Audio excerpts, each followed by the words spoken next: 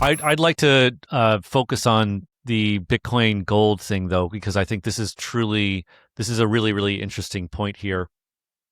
Because um, I think it was Grant Williams and some of the people who agree with him. They tell investors that you don't buy gold as a speculative instrument. You don't even buy it really as a hedge against like fiat debasement. Those things are secondary for why you buy it, but you buy gold because it's insurance. And that's how they view it. They view gold as an insurance policy.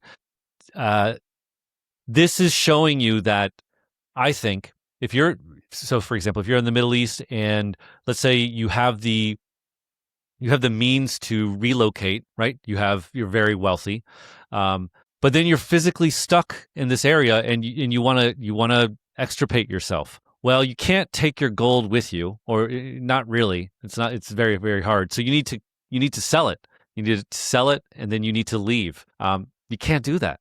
If you can, you're having to pay a discount, right? Because of these dislocations, physical dislocations and whatnot.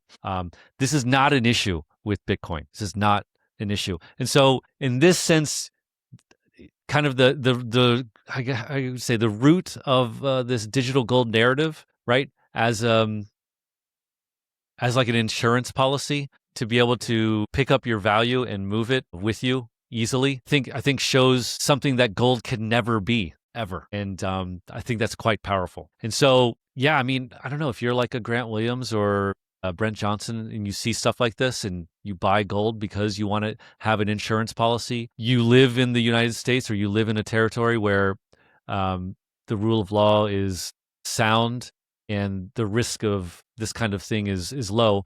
You're still buying gold just in case this does happen. Well, maybe you should also buy a bit of Bitcoin as well, because I think this showcases the fact that gold as the kind of premier insurance policy has a very, very obvious negative showcase here. Yeah, an obvious weakness compared to Bitcoin. Yeah, and again, there's other things with Bitcoin, Graham, that you and I have talked about over the years. Like you have a bar of gold. Well, you still have to make sure that it's kept safe in physical storage somewhere. Are you going to keep it in your house?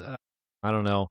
You can't really move a lot of it, even if you have the means to move it, right? You have to like put it in an armored car, this kind of thing. If you're going to buy gold, you have to make sure that it is, in fact, the gold that's advertised. It's however pure, and the size is what, the weight is what it is.